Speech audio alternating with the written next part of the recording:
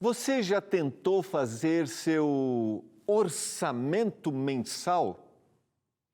No programa de hoje, nós teremos uma convidada especial que vai nos ensinar como fazer um orçamento pessoal, familiar. É agora, no programa Escola Bíblica.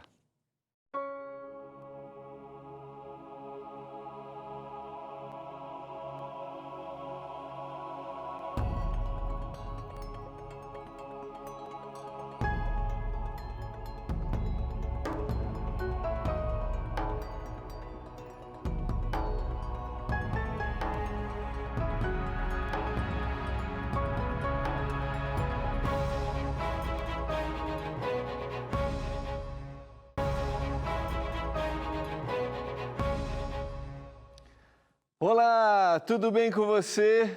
Que alegria estarmos juntos mais uma vez, pertinho do final do ano. Qual é o balanço para 2022? E quais são as metas para 2023? Ontem nós concluímos os nossos 12 estudos dessa temporada, Educação Financeira à Luz da Bíblia. E no programa de hoje, nós queremos aplicar um pouquinho tudo o que a gente estudou durante esse mês de dezembro.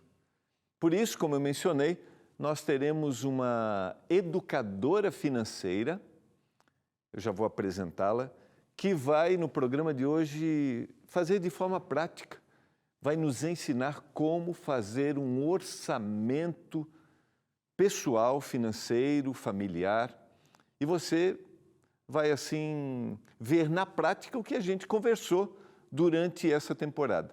Esse é aquele programa para a gente voltar várias vezes, porque ela vai escrever. E nós vamos tirar aqui, eu vou fazer algumas perguntas, vou pensar aí como você, para que a gente tire todas as dúvidas, para que 2023 seja um ano muito feliz. E se você precisar fazer aqueles reajustes, se você precisar avaliar, se você precisar retomar algumas coisas para talvez sair do vermelho, esse é o nosso objetivo e a gente vai fazer isso de forma prática no programa Escola Bíblica de hoje. E amanhã, que será o nosso último programa de 2022, se você tem acompanhado a gente, eu vou fazer uma tomada geral daquilo que a gente estudou neste mês de dezembro no nosso guia de estudos, Educação Financeira à Luz da Bíblia. Nós aqui na Novo Tempo sempre queremos e desejamos o melhor para você. Por isso, se você ainda não pediu seu guia de estudos, faça contato com a gente. Esse é aquele material para a gente ter ali do ladinho, para a gente voltar a hora que reunir a família, sabe?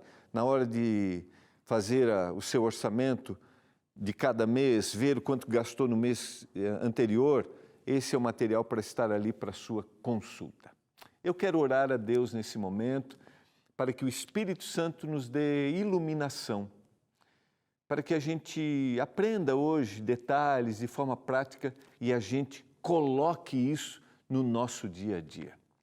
Vamos orar a Deus? Pai do céu, é hora de a gente aprender, colocar em prática aquilo que a gente estudou durante todo esse mês. Obrigado pela Tua palavra, que nos orienta, que nos ajuda, que quer que a gente viva em paz, que a gente não tenha ansiedade ou preocupações em relação às nossas finanças. Por isso, Pai, nos ilumine nesses próximos momentos. Eu clamo por isso a cada um dos nossos telespectadores, em nome de Jesus. Amém. Vamos lá, vamos conversar um pouquinho, já vou chamar a nossa convidada. Antes, eu quero ler com você o texto. Então, só para hoje a gente vai fazer de forma prática aqui, como fazer um orçamento. E eu escolhi um texto para a nossa reflexão, que é Lucas capítulo 21 e o verso 34. Qual é o contexto desse texto?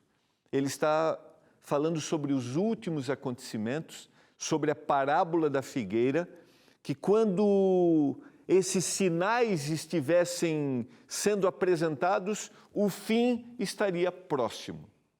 E no verso 34 diz: acautelai-vos por vós mesmos, para que nunca vos suceda que o vosso coração fique sobrecarregado. Sobrecarregado com o quê? Com as consequências da orgia, da embriaguez. E um terceiro conselho: e das preocupações deste mundo. E para que aquele dia não venha sobre vós repentinamente como um laço. Essa palavra usada aqui, preocupações, originalmente, ela significa ansiedade. E ela é usada lá no Sermão do Monte, quando o Senhor diz: não andeis ansiosos com o dia de amanhã, com aquilo que haveis de comer e de beber. Esta mesma palavra está dizendo que eu devo me planejar, eu devo ter os meus objetivos, mas as preocupações não podem tirar meu foco naquilo que é mais importante, que é um dia viver a eternidade. Originalmente, a palavra preocupações ou ansiedade significa estar dividido. E uma das coisas que mais nos angustia é quando nós estamos dividindo o nosso tempo com aquilo que nós queremos ter, com aquilo que nós queremos adquirir, mas não fazemos isso com a bênção de Deus. E a gente falou ao longo da temporada que o dinheiro sem Deus pode nos trazer uma falsa alegria, uma falsa base, e pode nos tirar daquilo que é o mais importante, que é a eternidade. Mas o dinheiro, com Deus, como a gente mencionou, é uma bênção.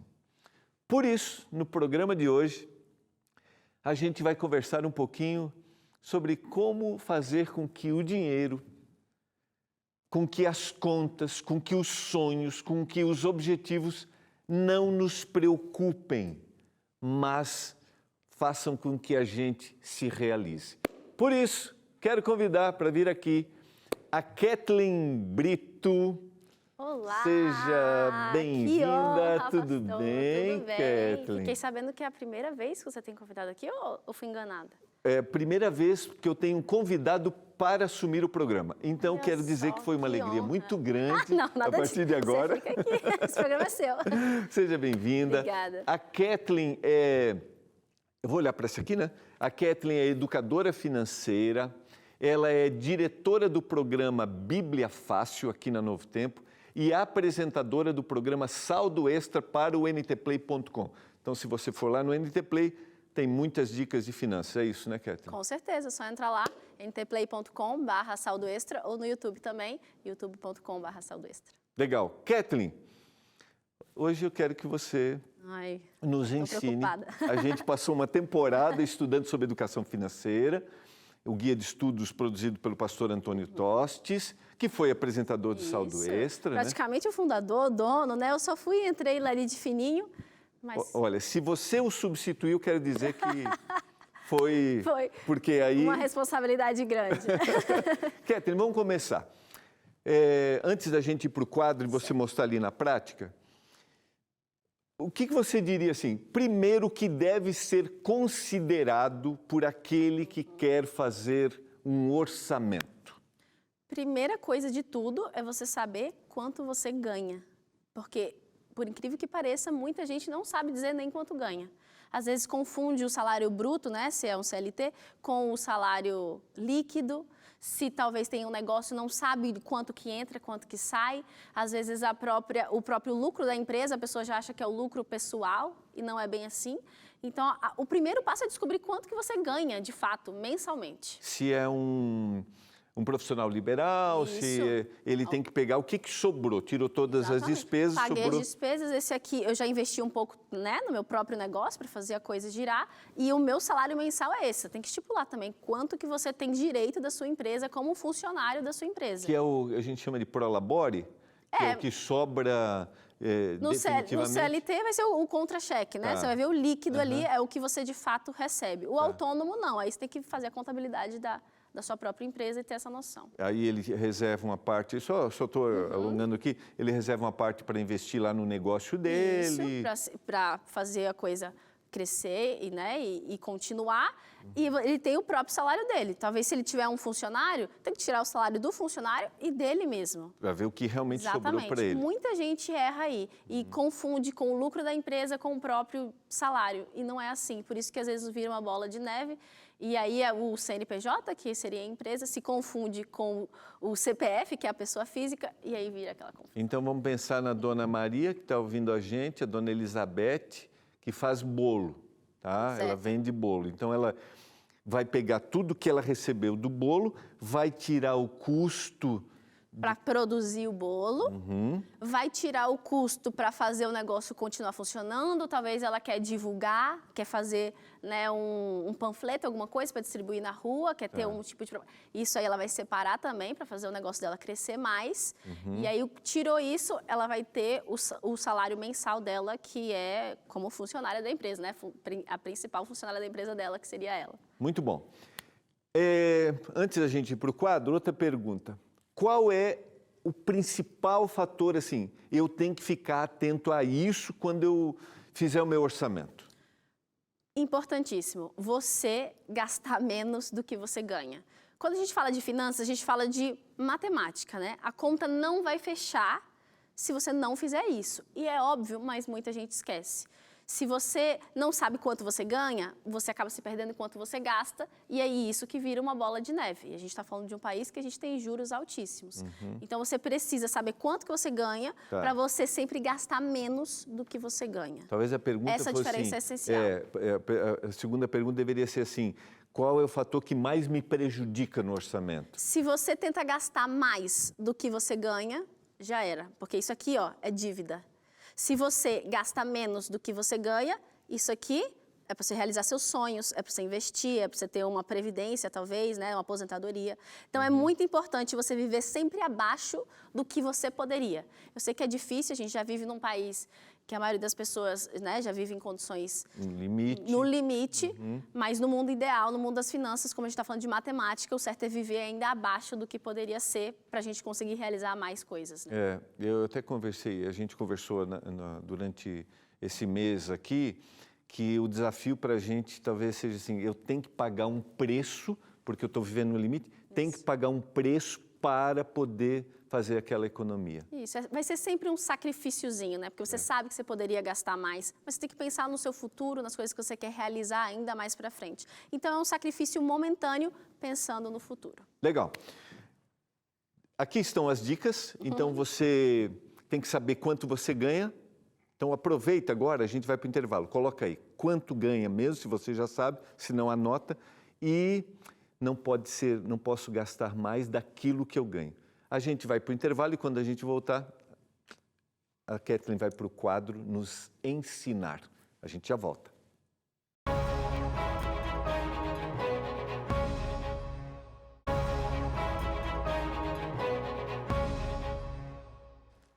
Estamos de volta, você está acompanhando nossa temporada, estamos no penúltimo programa Educação Financeira à Luz da Bíblia. Eu já vou para cá conversar com a nossa educadora financeira, Kathleen. Já colocou aqui no esquema. Já colocou os dados aí. Já comecei. Vamos lá.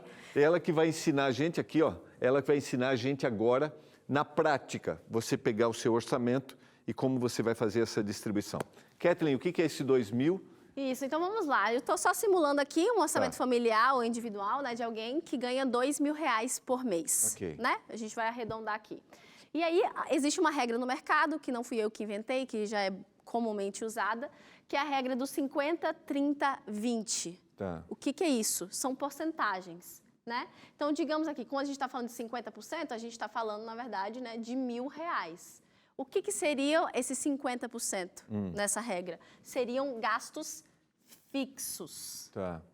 E o que seriam gastos fixos? Tudo aquilo que você não consegue viver sem. Né? Você precisa ter uma casa para morar, então o seu aluguel, a sua luz, a sua alimentação, tudo que é essencial, a escola dos seus filhos, tudo isso precisaria se encaixar nesse gasto fixo. Vestuário entra aqui? Não. Não. Porque não é toda hora que você Que você precisa compra. de roupa. Se você ficar um mês sem comprar, sem ter, não vai ser assim o fim Então, do mundo. brusinha todo mês, não. Não. De preferência, não. Então, tá bom. De preferência, não. Atenção, por favor. Isso. Por favor. Então, aqui todos os gastos fixos. Aham. Quando a gente fala dos gastos variáveis, aí a gente está falando desses 30%. Ah, ok. Daí E o as que seria blusinhas 30% servem aqui. Seria R$600, né? Que Ok. seriam os variáveis. O que mais entra aqui além do vestuário? Aqui, vestuário, como eu disse, por exemplo, se você quer fazer academia, dá para... Ah, não, esse mês está muito apertado. Você vai correr na rua, você vai procurar a academia da praça. Dá para você cortar se você precisar em algum momento. O Lazer, passeio entra aí, o exatamente. lanche, o jantar. Isso, o delivery, né, que deu aquela Ah, vontade. hoje nós vamos pedir lanche aqui. Os aplicativos pagos, né, de quem tem, né, uma TV a cabo, qualquer coisa que você consiga cortar numa emergência, entrariam em gastos Nos variáveis. É o que Muito você pode bom. mexer mais. Muito bom. Então, se você analisa que a coisa não está ali, é o primeiro lugar para mexer? Primeiro lugar que você vai cortar. Aqui, geralmente, se você conseguir mexer, vai mexer por mais tempo no seu orçamento. Se você diminuir o seu aluguel pela metade, não sei, alguma coisa assim, vai ter um impacto talvez maior no seu orçamento, porque reflete a maioria. Mas é mais difícil a gente conseguir mexer nisso. Então, geralmente, se você precisa alterar um pouco só do seu orçamento, aqui você vai conseguir fazer com mais facilidade. E o 20%? E os 20%, a gente está falando de reserva e de sonhos. Então, o que eu estou falando aqui quando eu cito isso? Reserva de emergência, que é uma coisa que está mais comum hoje em dia. É uma quando... situação inesperada, Exatamente. quebrou o carro. Exatamente. Alguém ficou doente, não tem um plano de saúde, não sei, qualquer coisa que você precise, do nada aconteceu, você precisa ter um dinheiro reservado para isso. Hoje a gente recomenda que a pessoa tenha, no mínimo, de 3 a 12 meses da renda, né, mensal salva. Então, a gente está falando de bastante dinheiro. Por isso que é uma coisa que você vai, aos poucos, ali guardando. Então, alguém que teria aqui Isso. um salário de 2.000, ele deveria ter, pensando em 3 meses, 6.000 guardado, que se ele ficou sem emprego, por exemplo. Exatamente. Que ele vai conseguir ficar 3 meses à procura de outro trabalho sem se preocupar. Quem tinha reserva de emergência durante a pandemia não se desesperou tanto quanto outras pessoas, né? Então, se a pessoa estava construindo aquilo ao longo do tempo, na pandemia ela respirou e conseguiu, né, se reorganizar com mais facilidade. Então, é muito importante a gente ter a reserva. Só que eu diria que dessa reserva, a gente separaria 10%, né? Que seria aqui, talvez, R$200. E os outros 10% eu colocaria nos sonhos. Porque a gente não está vivendo assim só mês a mês. A gente quer fazer coisas na nossa vida. Uma viagem, um intercâmbio, a reforma da nossa casa, um projeto que a gente quer tirar do papel.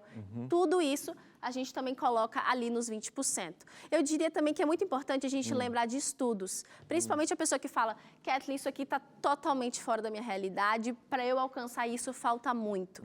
Eu recomendaria a pessoa colocar aqui nos gastos variáveis um estudo. Né? Fazer um curso, fazer alguma coisa, mesmo que seja um pouquinho, ao longo do tempo você vai fazer a sua renda aumentar e vai conseguir ficar mais perto desse ideal. Ok. Entendeu? Então, incluir ali algum sonho que eu tenha assim, de crescimento na minha área profissional, vou me especializar para isso. Agora, deixa eu pensar no profissional liberal, tá? Tá. Que o que entra ali é que ele vai fazer a mesma coisa, aquilo que você falou. O que sobrou no líquido é para isso. Exatamente. Empresa, primeiro resolvo lá e o que sobrou A gente só está aqui. falando da pessoa física, Legal. a pessoa que está em casa. Agora a pessoa olhou e falou assim, Kathleen, 50% para mim é impossível. Eu já estou na casa dos 70% aqui. Claro que o ideal era reduzir, mas enquanto isso não acontece, diminui daqui e diminui daqui. Porque isso aqui é essencial para a gente viver. Então, está usando 70% aqui, tira 10% daqui, aqui se torna 20% e ali se torna 10%, até você conseguir se organizar. Geralmente, o que a gente tenta fazer? Encaixar uma renda extra, para poder a conta fechar e você conseguir realizar. Eu sei que é difícil, sei que tem gente que deve estar assistindo agora e pensando, Kathleen, isso está fora. 2.000, tá eu fora. estou gastando... Você está fora da casinha, mas esse é o ideal, né? Esse seria o que a gente devia almejar, né, ao longo da vida. Mas aí você tem... Eu acho que isso aqui é importante que você colocou, porque você pensou antes de mim. Eu ia dizer assim, eu estou imaginando você que está assistindo a gente, não, 2.000, pastor, 2.000 não sobra. Se sobrasse 400, né, seria uma coisa... Não sobra 400 para as variáveis, às vezes. Né? Não, com certeza, tem muita gente que passa por isso. Então, eu quero que você dê dicas de como trabalhar. Primeiro, eu posso reduzir os fixos. Aumentar os fixos, né? Aumentar os fixo, gastos para... E esse aqui, como é variável... Diminuir os gastos, né? Isso, como esse aqui é variável, você pode tirar daqui e jogar para cá, enquanto você se organiza. A gente também não citou aqui, mas tem pessoas que têm dívidas. Então, a primeira coisa, antes de você tentar criar uma reserva e de ter sonhos, é você quitar essa dívida, porque nós virando uma bola de neve. Então, o ideal é que talvez você pegue essa parte aqui, esse 50%, e quite as suas dívidas o mais rápido possível, né? E tente voltar para esse padrão. Mas o mais perto do ideal seria esse. Senão, você vai tentando puxar daqui, né? E jogando para cá até você se estabilizar, até você conseguir aumentar a sua renda, organizar suas finanças. Vamos lá. Onde entra o anotar todas as coisas para beneficiar essa redução dos variáveis para aumentar aqui o meu valor dentro daquilo que eu necessito? Lembra que no começo a gente falou, você sabe quanto que você ganha? Você também tem que saber quanto que você gasta. Você só vai saber essas porcentagens se você tiver anotado, pelo menos de 1 a 3 meses, de para onde foi o seu dinheiro. As pessoas não sabem nem quanto ganham e nem para onde está indo o dinheiro. Então, você precisa saber quanto que eu gasto. Vou anotar esse mês. Quanto que eu gasto de aluguel? Quanto que eu gasto disso? Quanto que é a minha alimentação? Tem gente que não sabe quanto que gasta de alimentação e às vezes toma um susto. Então, quando você anotou tudo... E você tentou jogar nessas colunas que você, de fato, consegue enxergar como é que está a sua vida financeira. E muita gente não se dá nem ao trabalho de fazer isso. Então, o primeiro passo é saber quanto que ganha e saber quanto que gasta. Reúne os boletos todos, todos os boletos. Anota, pega um caderninho. Todas as contas do mercado. Exato. Todas. E aí dá para eu fazer essa triagem... Poxa, eu comprei isso aqui, não precisava comprar. Exatamente. Que entra aquele negócio do sacrifício, né? Exatamente. Na alimentação, será que tudo que eu comprei é essencial ou tinha muita coisa aqui que é só porque eu entrei no mercado com fome, então eu acabei comprando em excesso? Muita gente não percebe que está, talvez, se excedendo no mercado ou em outros quesitos aqui. Durante a pandemia, também a gente viu muita gente falando em delivery e perdeu a noção do dinheiro gastando em delivery, que não é um negócio tão barato, não é para todo dia, né? Porque você está... pagando algo que você não está conseguindo. Exatamente. Por isso que a conta lá no final do mês não bateu, daí entra aquilo que você falou, né? Ela não sabe quanto ela gastou, ela não sabe para onde foi o dinheiro dela, toma um susto no final do mês, quando vê já está com dívida, e dívida vira uma bola de neve. Então, cada mês vai ser pior, para desafogar vai ser mais difícil, se não controlar direitinho. Então, vamos lá, Kathleen. Primeiro, eu tenho que saber quanto que eu ganho. Eu tenho que saber quanto que eu gasto. Quanto que eu estou gastando. Você tem que gastar menos do que você ganha, sempre. E uma dica também essencial é você se pagar primeiro. Na minha casa, essa parte aqui de reserva e sonhos é a primeira coisa que a gente tira antes do aluguel. E depois, com o salário, depois que eu tirei os meus sonhos, tirei a minha reserva, eu vou pagar tudo isso aqui. Né? Pago os fixos e depois eu vejo quanto que sobrou para mim de variável no mês. E é com isso que eu passo o mês. Então, eu nunca consigo me enrolar financeiramente. Porque primeiro eu vejo aquele que para mim é importante, meu futuro é importantíssimo, depois eu vou viver o meu dia a dia, e aí depois eu vou viver o que eu posso fazer de luxo durante o mês, né? As férias, enfim. Mas com certeza essa dedução, ou eu estou deduzindo, essa sua conclusão chegou porque você fez isso por muito tempo. Muito tempo. Nesses 50, 30, 20, então você consegue inverter. Vamos pensar agora, eu queria que você concluísse falando isso, para alguém que está em dívida e não consegue visualizar isso. O que você diria para ele agora? Primeira coisa, calma, né? Vai dar tudo certo. Coloca tudo na mesa, anota direitinho. Dívida é um negócio que você precisa negociar dívida a dívida. A gente está falando de juros. E juros, quando você vê, são altíssimos. Então, o certo é você tentar negociar mais perto do valor original. Legal. Então, vai de cada devedor que você está, né? De cada lugar que você está devendo e vai negociando um por um. Depois que você quitou todas as suas dívidas, aí você se preocupa mais com isso. Porque dívida é um negócio que precisa ser resolvido com mais agilidade. Catherine, obrigado. O prazer foi meu, pastor. Muito obrigado. Eu quero orar com você nesse momento. Essas dicas rápidas é para que você viva em paz, em tranquilidade, e para que você comece 2023 cheio de bênçãos. Pai do céu, eu peço uma bênção especial por cada um dos nossos telespectadores, que a gente tenha contribuído para que seja despertado nele, eu vou me organizar e vou fazer com que os meus recursos sejam uma bênção para mim e para as pessoas que vivem ao meu redor. Eu suplico isso em nome de Jesus. Amém.